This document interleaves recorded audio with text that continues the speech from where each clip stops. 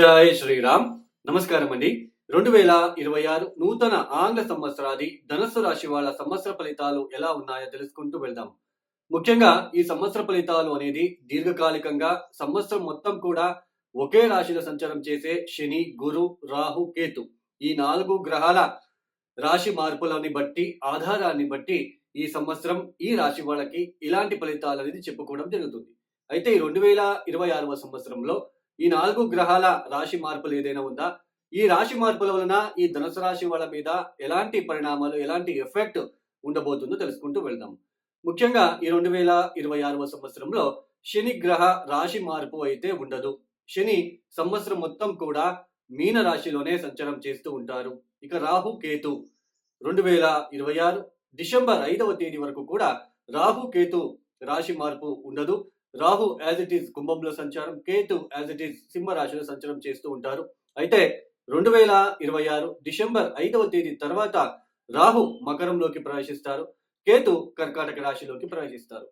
ఇక గురు గ్రహం వచ్చేసి సంవత్సర ప్రారంభం ఏదైతే ఉందో జనవరి, ఫిబ్రవరి, మార్చి 11వ తేదీ వరకు వక్రించి మిథున రాశిలోనే సంచారం చేస్తూ మార్చి 11వ తేదీ వక్రత్యాగం చేసి మళ్ళీ అక్కడే మిథున రాశిలోనే సంచారాన్ని కొనసాగించి 2026 జూన్ 2వ తేదీ నుంచి ఆయన కర్కాటక రాశిలోకి ప్రవేశిస్తారు.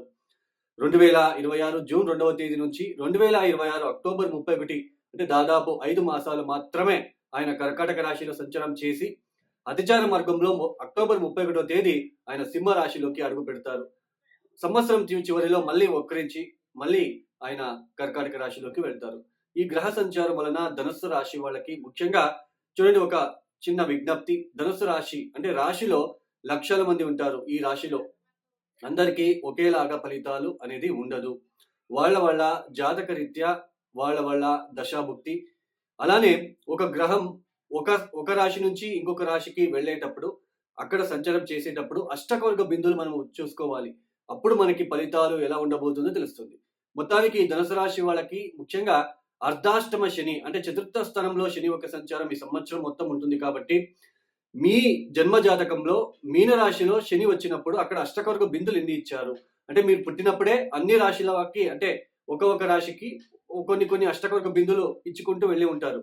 సో అలా శని అక్కడ గనక 0, 1, 2 గనక ఇచ్చి ఉంటే అష్టకవర్గ బిందువులు వాళ్ళకి మానసిక పరంగా చాలా వేదన, అలానే మానసిక ఇబ్బందులు, అలానే ఉద్యోగ విషయాలలో ఇబ్బందులు, అలానే చాలా ఒడిదొడుకులండి. ఇంట్లో గృహంలో ఒత్తిడి, తల్లితో విభేదాలు, మాతృ సంబంధించిన విషయాలలో విభేదాలు, అక్కడ కొన్ని ఇబ్బందులు, అలానే మనస్సు చంచలత్వం ఏర్పడుతూ ఉంటుంది.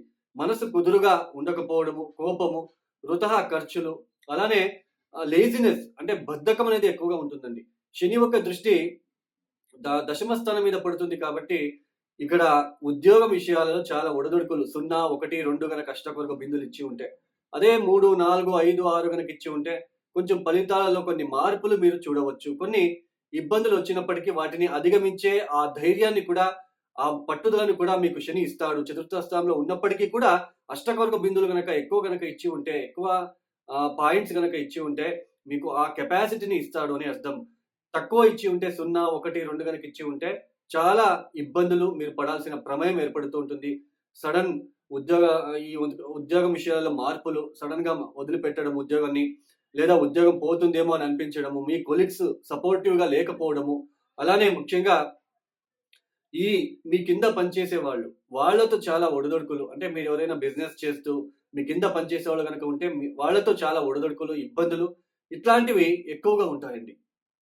అయితే ఈ సంవత్సరంలో కూడా సంవత్సర ప్రారంభము గురు సంచారం వక్రించి సప్తమ స్థానంలో జనవరి, ఫిబ్రవరి, మార్చి 11వ తేదీ వరకు కూడా వక్రించి సంచారం ఏదైతే ఉందో ఇది కూడా కొంచెం డిస్టర్బెన్స్ గానే ఉంటుంది. ఒక గ్రహము ఏ స్థానాలలో వక్రించి ఉంటారో ఆ స్థానాలకి సంబంధించిన విషయాలలో చాలా ఒడిదుడుకులు ఇస్తారండి. సప్తమ స్థానంలో వక్రించి ఉండడం వలన భార్యాభర్తల మధ్య ఆ డిస్టర్బెన్సెస్, చిన్నపాటి డిస్టర్బెన్సెస్ ఏర్పడే సూచనలు ఉంటాయి. అలానే పెళ్లి కాని వాళ్ళకి పెళ్లి సంబంధాలు దగ్గరికి రావడము, అలానే ఆగిపోవడము, ఇలాంటివి ఎక్కువగా జరగడానికి ఆస్కారాలు ఉంటాయి. బిజినెస్ అంటే వ్యాపారం విషయాలలో కూడా చాలా వరకు స్ట్రెస్ఫుల్ గా ఉండే ఆస్కారాలు ఎక్కువగా ఉంటాయండి. అదే మార్చి 11వ తేదీ తర్వాత ఆయన ఎప్పుడైతే వక్రత్యాగం చేస్తారో అప్పటి నుంచి జూన్ 2వ తేదీ వరకు కూడా మళ్ళీ అగైన్ ధనుసు రాశి వాళ్ళకి కొంచెం రిలీఫ్, అంటే మానసిక ప్రశాంతత, ఆ వృత్తి వ్యాపారాల్లో ఉన్న ఆ ఒడిదుడుకులు తగ్గడము, అలానే భార్యాభర్తల మధ్య ఆ బాండింగు, ఆ రిలేషన్‌షిప్‌లో ఉన్న ఇబ్బందులు తగ్గి మంచి అండర్‌స్టాండింగ్‌తో వెళ్ళడము. ఈ ఒక పెళ్లి కాని వాళ్ళకి సంబంధాల విషయాలు చూస్తూ ఉంటారు. కానీ పెళ్లి సెట్ అవ్వట్లేదు. బట్ ఈ సమయంలో సెట్ అవ్వడానికి ఛాన్సెస్ ఎక్కువగా ఉంటుంది. అది మీ జాతకరీత్యా దశా పీరియడ్ కూడా మీరు చూసుకోవాలి. మొత్తానికి మార్చ్ 11వ తేదీ నుంచి జూన్ 2వ తేదీ వరకు ఈ పీరియడ్ ఏదైతే ఉందో ఈ డ్యూరేషను చాలా కొంచెం రిలీఫ్, అంటే రిలాక్సేషన్‌గా ఉంటుంది. కొంచెం మానసిక ప్రశాంతంగా మీ జీవితంలో కొంచెం కనిపిస్తూ ఉంటుంది. అదే జూన్ 2వ తేదీ నుంచి అష్టమానికి వెళ్ళిపోతాడు. అష్టమ స్థానంలోకి వెళ్ళిపోయిన తర్వాత రాశ్యాధిపతి, చతుర్థాధిపతి అయిన గురువు అష్టమ స్థానంలోకి వెళ్ళి ఆయన నవమ దృష్టితో చతుర్థ స్థానాన్ని చూస్తారు కాబట్టి ఆతురత పనికిరాదు. ఏ విషయాలలో, ఆస్తి విషయాలలో ఆతురత చేసి మీరు నిర్ణయాలు తీసుకుంటే కొంచెం డిస్టర్బెన్సెస్ ఎక్కువగా మీరు ఫేస్ చేయాల్సి ఉంటుంది. అదే మీకు రావాల్సిన ప్రాపర్టీ ఏదైనా ఉంటే మీ ఇన్‌లాస్ విషయంలో కావచ్చు, లేదా మీ భర్త లేదా భార్య తరపున ఏదైనా రావాల్సి ఉంటుంది అని అనుకున్నట్లయితే ఈ సమయంలో అది రావడానికి ఛాన్సెస్ ఉంటుంది. అలానే ఈ అష్టమ స్థానంలోకి గురువు లాంటి గ్రహం వచ్చినప్పుడు తెలియని విషయాలని తెలుసుకోవాలి అనే ఒక తపన మీకు వచ్చే సూచనలు ఉంటాయి. అంటే ఏదో తెలియని విషయాలలో నేను దాన్ని తెలుసుకోవాలని వెళ్లి తెలుసుకునే ప్రయత్నం చేస్తారు. బట్ ఇక్కడ ఆస్తి విషయాలలో, వాహనం విషయాలలో సడెన్ ట్రాన్స్‌ఫార్మేషన్ చూడడానికి ఛాన్సెస్ ఉంటుంది. కొన్ని సడెన్‌గా అంటే మార్చడము వాహనాలని, లేదా భూమిని మార్చడము, లేదా ఈ భూమిని అమ్మేసి ఇంకొక భూమి కొనేద్దాం, లేదా ఈ ప్రాపర్టీ లేదా ఈ ఇల్లు అమ్మేసి ఇంకొక ఇల్లు తీసుకుందాం.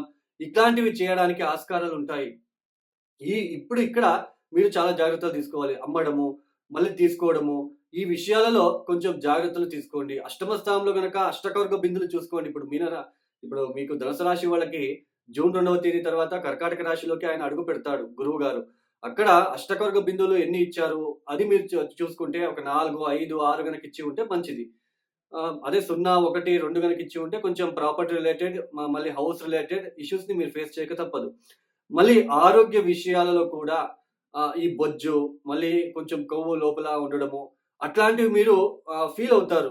దీన్ని ఎలాగైనా కరిగించుకోవాలి, లేదా దీన్ని ఎలాగైనా ఏదైనా ఆల్టర్‌నేటివ్ చేసుకోవాలి. ఇలాంటివి ఎక్కువగా ఉంటాయి. సో, దాన్ని తెలుసుకోవాలని ప్రయత్నం చేస్తారు ఈ సమయంలో. సో, ఇలాంటి సిట్యుయేషన్ వస్తుంది కాబట్టి కొంచెం జాగ్రత్తగా ఉండండి. జూన్ నుంచి అక్టోబర్ 31వ తేదీ వరకు గురుబలం అయితే ఉండదు. బట్ ఈ చతుర్థాధిపతి, రాశ్యాధిపతి అష్టమ స్థానంలో ఉండడం అనేది కొన్ని ఆకస్మికంగా మీరు ఈ ప్రాపర్టీకి సంబంధించింది, వెహికల్‌కి సంబంధించింది, విద్యార్థులు కూడా కొన్ని రిసర్చ్ ఓరియెంటెడ్ చదువుకోవాలి అనే ఒక ఆశతో ఉన్న వాళ్ళకి సడెన్ ట్రాన్స్‌ఫార్మేషన్ తీసుకొస్తుంది. సో, గురుబలం అయితే ఉండదు. అలానే ద్వితీయాన్ని చూస్తాడు కాబట్టి కొంచెం ఆర్థిక విషయాలలో కూడా ఖర్చులు పెరగడానికి ఛాన్సెస్ ఉంటుంది. అంటే ఇప్పుడు మీతో ఒక వాహనం ఉంటుంది. ఆ వాహనాన్ని నేను అమ్మేసి కొత్తది తీసుకోవాలంటే మళ్ళా ఎక్స్‌ట్రా మీరు మనీ పెట్టాల్సి ఉంటుంది. సో, ఇలా ఖర్చులు అయిపోవడానికి ఛాన్సెస్ అనేది ఉంటుంది.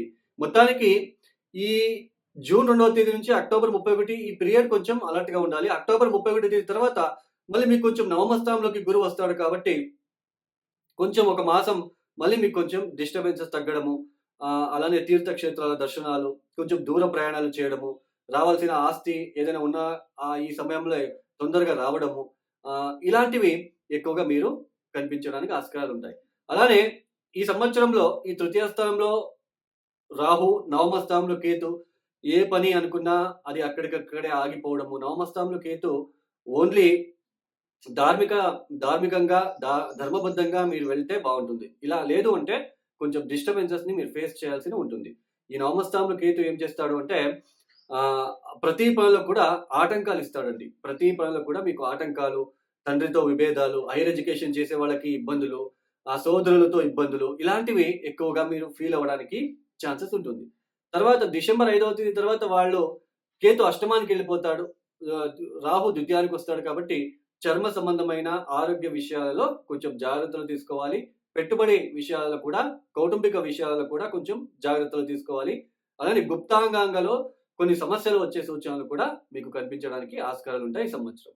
మొత్తానికి ధనుసు రాశి వాళ్ళకి ఇలాంటి సిట్యుయేషన్ ఉంటుంది కాబట్టి ప్రతిరోజు కాలభైరవేశ్వరుడిని ఎంత మీరు ఆరాధిస్తారో, అలానే ప్రతిరోజు ఓం నమః శివాయ ఎంత మీరు చేసుకుంటారో, అలానే దక్షిణామూర్తి, అలానే శ్రీపాద శ్రీవల్లభ దివ్య చరితామృత అనే బుక్ని మీరు ప్రతిరోజు మానకుండా చదువుకోవడానికి ప్రయత్నం చేసుకున్నట్లయితే మంచిది.